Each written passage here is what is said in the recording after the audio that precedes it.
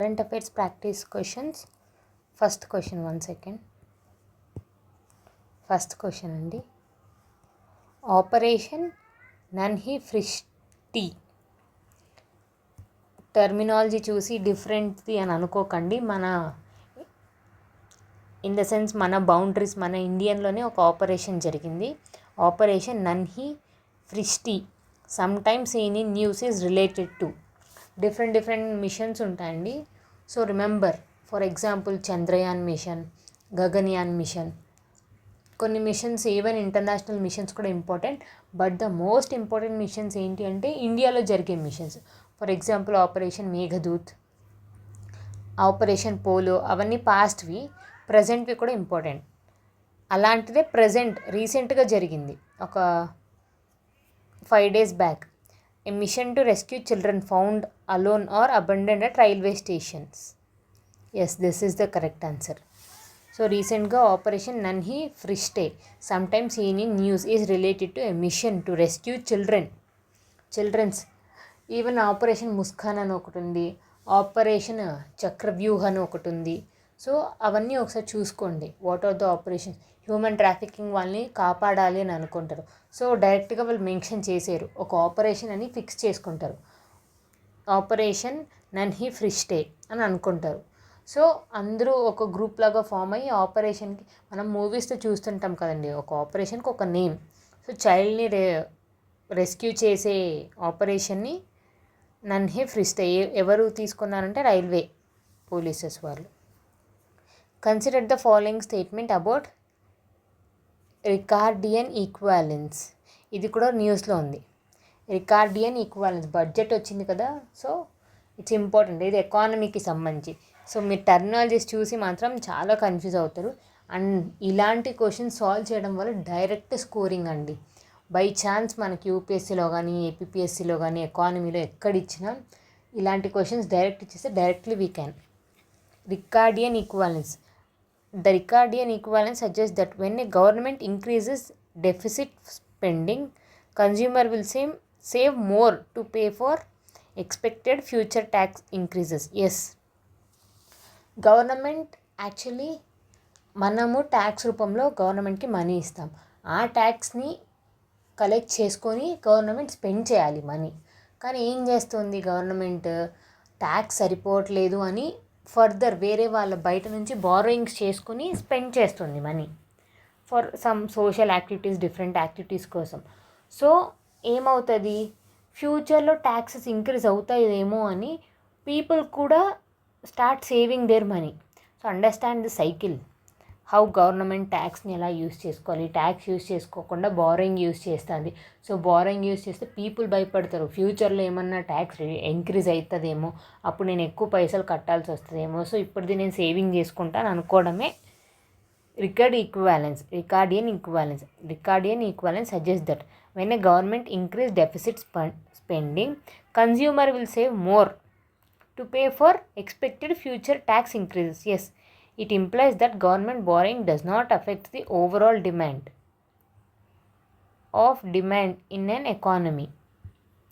Yes అండి, government borrowing does not affect for present. It is based on assumption that consumers are forward looking and have perfect information about future government policies. Yes, government ఇలా చేస్తుంది అంటే future ఇలా చేస్తుంది అలా.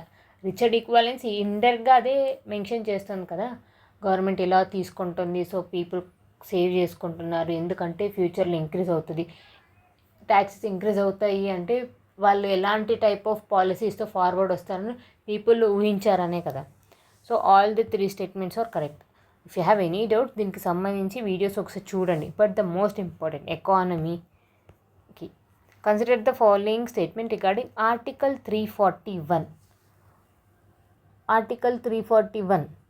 The Article 341 empowers the President of India to specify the scheduled caste in various states and union territories. Yes అండి, correct. Article 341 అంటే మన ప్రెసిడెంట్కి పవర్ ఉంది షెడ్యూల్డ్ క్యాస్ట్. మీరు చూసుకోండి, ఎస్సీ ఎవరు చెప్పగలరు, ఎస్టీ ఎవరు చెప్పగలరు అని. President of India has power to specify the scheduled caste in states and union territories. Any subsequent inclusion or exclusion of caste from the list of scheduled caste requires constitutional amendment. No, they need not to be amendment. Act requires act of Parliament. Just parliament ఒక act pass చేస్తే చాలండి, act of parliament.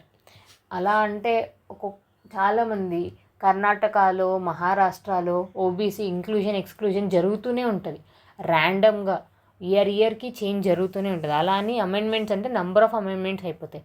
So ఇంకో question మీరు చూసుకోవాల్సింది ఏంటి, amendments ఏ amendments include చేస్తారు కాన్స్టిట్యూషన్లో, ఏ amendments తీసుకురారు. For example ఎస్టీలని కూడా ఒక్కొక్కసారి ఇంక్లూడ్ చేస్తారు, ఎక్స్క్లూడ్ చేస్తారు, ఓబీసీ వాళ్ళని. సో ప్రతిదానికి అమెండ్మెంట్ అవసరమా లేదా. ఇంకా ఇవి కూడా state list, union list, centre list అని ఉంటుంది, చేంజ్ అవుతూ ఉంటాయి. దానికి అమెండ్మెంట్ అవసరమా లేదా. సో ఒకసారి చూసుకోండి. So this is wrong. The power to amendment the list of scheduled caste lies exclusive with the Parliament. Yes. Empowers. President will specify. President వెళ్ళి చూసి వీళ్ళని ఎస్సీ లాగా ఇంక్లూడ్ చేసుకోవాలి అని అంటారు. ఆ పార్ట్ని అమెండ్ చేసే లిస్ట్కి, ఆ లిస్ట్లో అమెండ్మెంట్ చేసే రైట్స్ ఎవరికి ఉన్నాయి అంటే exclusive with the Parliament. So remember, only two statements are correct. Sorry, only two is D. And fourth question, the 15th finance commission used several criteria for horizontal distribution. మనకు తెలుసు కదండి, states నుంచి centre నుంచి all tax అంతా collect చేసుకుంటారు. Some different custom duty ద్వారా, excise duties ద్వారా, state నుండి, సెంటర్ నుండి. ఈ ట్యాక్స్ తీసుకున్న తర్వాత డెవల్యూషన్ అంటే రిసోర్సెస్, ఈ ట్యాక్స్ని మళ్ళీ డిస్ట్రిబ్యూట్ చేయడం. దీన్ని హారిజాంటల్గా డిస్ట్రిబ్యూట్ చేస్తారు, వర్టికల్గా డిస్ట్రిబ్యూట్ చేస్తారు, సెంటర్కి, స్టేట్కి. అండ్ విత్ ఇన్ స్టేట్లో ఏ స్టేట్కి ఎక్కువ ఇవ్వాలి, ఏ స్టేట్కి తక్కువ ఇవ్వాలి అని. సో హారిజాంటల్ డిస్ట్రిబ్యూషన్ అంటే అమాంగ్ స్టేట్స్, ఏ స్టేట్లో ఫారెస్ట్ కవర్ ఎక్కువ ఉంది, ఏ స్టేట్లో పాపులేషన్ ఎక్కువ ఉంది, ఏ స్టేట్లో ఎడ్యుకేషనల్ లిటరసీ రేట్స్ బాగున్నాయి, అలాంటి నెంబర్ ఆఫ్ క్రైటీరియాస్ ఒక అసెస్మెంట్ చేసుకొని డిస్ట్రిబ్యూట్ చేస్తారు. అదే సెంటర్ స్టేట్ అంటే 42%, 10% అలా డిస్ట్రిబ్యూట్ చేసుకుంటారు from center to state. Within స్టేట్స్ని డిస్ట్రిబ్యూట్ చేయడం హారిజాంటల్ డెవల్యూషన్ అంటారు. ఈ horizontal distribution of resources among the state. Which of the following criterias for used. ఇప్పుడు రీసెంట్గా 16th కమిషన్ వచ్చింది, దాని చైర్మన్ ఎవరో ఒకసారి కమెంట్ సెక్షన్లో కమెంట్ చేయండి. ఇన్కమ్, ఫారెస్ట్ కరెక్ట్, పాపులేషన్ని బేస్ చేసుకుని. సో 2-3 మ్యాక్సిమం ఉండాలి. So everywhere we have 2-3. Demographic performance కూడా ఉంది. 2-3-4-5 is mandatory. And income distance, yes, ఎవరికి ఇన్కమ్, ఏ స్టేట్కి ఇన్కమ్ ఎలా వస్తుంది, పర్ క్యాపిటా ఇన్కమ్ ఎంత ఉంది అని బేస్ చేసుకొని కూడా ఇచ్చారండి. So D. ఇప్పుడు మనం మెయిన్గా ఫోకస్ చేయాల్సింది 15th and 16th ఫైనాన్స్ కమిషన్కి డిఫరెన్స్. ఫస్ట్ చైర్మన్ ఎవరో తెలుసుకోండి. అసలు ఫైనాన్స్ కమిషన్ అంటే ఏంటి, మనం ఫైనాన్స్ కమిషన్ గురించి ఆల్రెడీ ఒక బిట్ సాల్వ్ చేసాం, బికాస్ చాలాసార్లు న్యూస్లో రిపీట్ అవుతుంది కాబట్టి. చైర్మన్ ఎవరు, వాళ్ళు క్రైటీరియాస్ ఏం చెప్పారు అని ఒకసారి చూడండి. So answer is D. The యువిన్ portal recently seen in news is primary related to child immunization and vaccination records. Child immunization and vaccination records.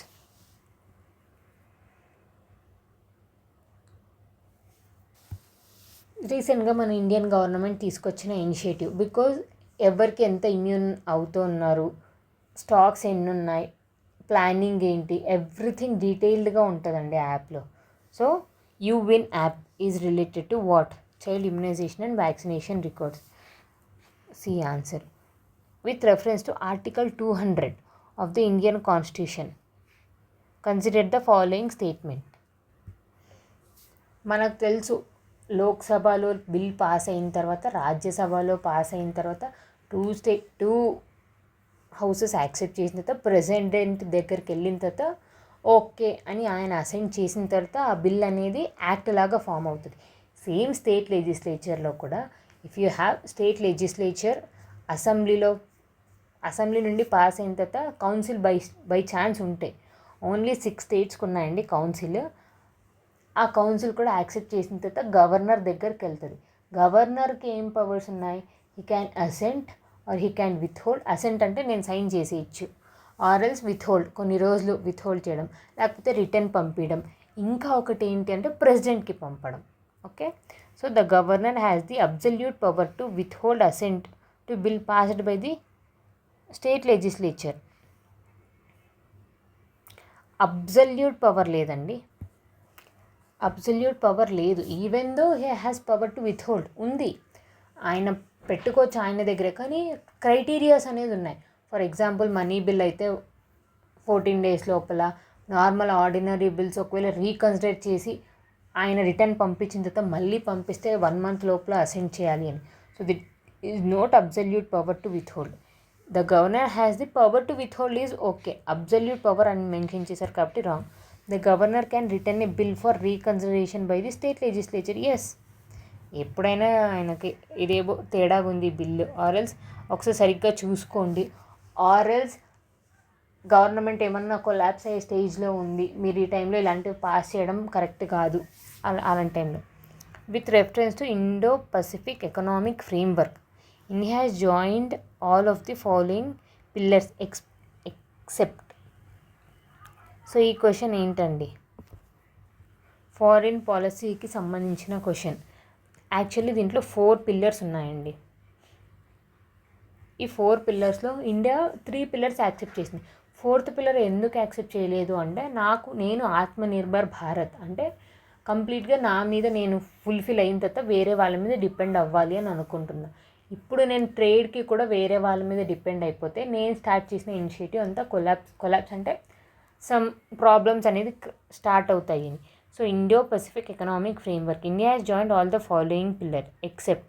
Supply చైన్లో join అయింది, క్లీన్ ఎకానమీలో, ఫెయిర్ ఎకానమీలో కూడా జాయిన్ అయింది, trade, because we have Atmanirbhar Bharat. So answer is D. The term island syndrome seen in news refers to island syndrome, a phenomenon where species on islands evolve distinct traits such as reduced size and tameness. ఇప్పుడు కొత్త features చూస్తున్నాం. ముందు ఒకలాగుండే creatures ఇప్పుడు ఒకలాగుండే form అవుతున్న creatures. Even ఒకప్పుడు crocodiles చాలా పెద్దగా ఉండండి, ఇప్పుడు everything all of a sudden ఎక్స్టింక్ట్గా స్మాల్ సైజ్లో. అడాప్టబిలిటీ, ఎందుకంటే క్లైమేట్ చేంజ్ జరుగుతుంది, గ్లోబల్ వార్మింగ్ జరుగుతుంది, ఓషన్ అసిడిఫికేషన్ జరుగుతుంది. డిఫరెంట్ థింగ్స్ జరగడం వల్ల ఫీచర్స్ అనేది తగ్గిపోతున్నాయి. మీరు ఆల్రెడీ చూసింటారు polar bears. If you go to cold రీజియన్స్కి వెళ్తే ఆటోమేటిక్గా ఫర్ అనేది డెవలప్ అయిపోతుంది, because to resist cold. So ఇక్కడ కూడా క్లైమేట్ చేంజెస్ అన్నీ జరగడం వల్ల డిఫరెంట్గా ఎక్స్టింక్ట్గా ఐలాండ్లో కొత్త పుడుతున్నాయి, వాటిని ఐలాండ్ సిండ్రోమ్స్ అంటారు. The phenomena where species on island evolve distinct traits such as reduce size and tameness. వాళ్ళు మార్ఫలాజికల్గా సైజు, షేప్, ఎకలాజికల్గా వాళ్ళ అడాప్టేషన్, బిహేవియర్, ఎవ్రీథింగ్ చేంజ్ అవుతున్నాయండి. దాన్నే ఐలాండ్ సిండ్రోమ్ అంటారు. ఆర్టెమిస్ మిషన్, ఇది already everyone should know, because India help తీసుకుంటుంది కాబట్టి. ISRO Artemis mission sometimes seen in news is related NASA initiative to return humans to moon and establish a sustainable lunar presence. Yes, Artemis mission మెయిన్గా start చేసింది NASA వాళ్ళు, but దాంట్లో 30 countries collaborate అయ్యారు. ఒకసారి చూసుకోండి ఏంటి నాసా మిషన్. ఆర్టెమిస్ మిషన్ అండి. NASA is an initiative, NASA is అన్ ఒక ఇన్స్టిట్యూట్. మనకి ఇస్రో ఎలానో హూ అండర్టేక్స్ స్పేస్కి సంబంధించి నాసా అలా. అండ్ ఈవెన్ యూరోపియన్స్ది, రష్యాది, జపాన్ది, వాళ్ళ పేర్లు కూడా ఒకసారి చూసుకోండి. ఫెమిలియారిటీ వస్తే it will be easy for you. Artemis mission sometimes seen in news is related to NASA's initiative to return human to moon and establish a sustainable lunar presence. Yes, European agency కాదు, international effort ఎక్కువ, deep sea ecosystem కూడా కాదు, space X కూడా కాదు. Space X ఎక్కడో ఏ కంట్రీది ఒకసారి comment సెక్షన్లో comment చేయండి. And 10th, which of the following is a characteristic of gig economy. Number of times, hundreds of times చూసింటారు గిగ్ ఎకానమీ అని. ఏంటండి గిగ్ ఎకానమీ అంటే? ఈ ఊబర్లో పనిచేసే వాళ్ళు, జొమాటోలో పనిచేసే వాళ్ళు, చిన్న పార్ట్ టైమ్స్లో పనిచేసే వాళ్ళని గిగ్ ఎకానమీ అని అంటారు. బట్ అడ్వాంటేజెస్ ఉన్నాయి, డిసడ్వాంటేజెస్ ఉన్నాయి. అడ్వాంటేజెస్ ఏంటి? మీకు నచ్చిన హవర్స్లో మీరు చేస్తారు. ర్యాపిడో, ఓలా వాళ్ళు అంతే కదండి, వాళ్ళకున్న బైక్స్లో వాళ్ళు. జొమాటో. బట్ డిసడ్వాంటేజెస్ ఏంటి అంటే సెక్యూరిటీ ఉండదు, చాలా ఫెసిలిటీస్ ప్రొవైడ్ చెయ్యరు అని. So predominance of long term employment contracts. Following characteristic, long term కాదు, అది short term. Strong emphasis and job security ఇప్పుడే లేదు అని చెప్పాను. బెనిఫిట్స్ కూడా తక్కువ, జస్ట్ మనం వర్కింగ్ అవర్స్. వాళ్ళు ఏమైనా ప్రొవైడ్ చేస్తారా? రీసెంట్గా అయితే కొన్ని ఇనిషియేటివ్స్ తీసుకొచ్చారు. హెల్మెట్ ఏమైనా ప్రొవైడ్ చేస్తారా, బెనిఫిట్స్ ఏమైనా ఇస్తారా అంటే ఏం లేదు, జస్ట్ మనకు పార్ట్ టైంకి ఏ పని లేదు అన్నప్పుడు చేసుకుంటారు. Increases reliance on technology for job matching. Yes, technology. Decline in service sector. No అండి, సర్వీస్ సెక్టర్ ఇంక్రీజ్ అవుతుంది ఎప్పుడు ఇంకా. So this is wrong. So answer is C. Which of the following is a characteristic of gig economy? Gig economy short term employment and contract based economies అంటారు. Short term, contract based, job security అనేది ఉండదు, benefits కూడా తక్కువ ఉంటాయి, service సెక్టర్ని ఎక్కువ improve చేస్తుంది, and technology మీద ఎక్కువ రిలే ఉంటుంది. సో ఈ 10 క్వశ్చన్స్లో మనం ఏం చూసుకున్నాం? గిగ్ ఎకానమీ గురించి తెలుసుకున్నాం, ఐలాండ్ సిండ్రోమ్ అంటే ఏంటో తెలుసుకున్నాం, ఆర్టిమిస్ మిషన్ గురించి చూసాం, ఇండో పసిఫిక్ ఎకనామిక్ ఫ్రేమ్వర్క్ గురించి చూసాం, ఏ దాంట్లో ఇండియా వెళ్ళలేదు అని, వాట్ ఆర్ ద రీజన్స్ అని, ఆర్టికల్ 200 గవర్నర్, యువిన్ పోర్టల్ గురించి, 15th ఫైనాన్స్ కమిషన్ అండ్ అలాగే 16th ఫైనాన్స్ కమిషన్ ఒకసారి చూసుకోండి. ఆర్టికల్ 341 ఎస్సీని యాక్ట్ ఆఫ్ పార్లమెంట్ ఆరల్స్ అమెండ్మెంట్ అని చూసాం. రికార్డియన్ ఈక్వాలెన్స్, ట్యాక్సేషన్ గురించి, how people will behave. Nanhe Farishte. So don't get confuse, Nanhe Farishte అంటే ఏదో సమ్ అవుట్ సైడ్ అని ఆలోచించకండి. రైల్వే డిపార్ట్మెంట్ తీసుకునే initiative to rescue childrens. So thank you.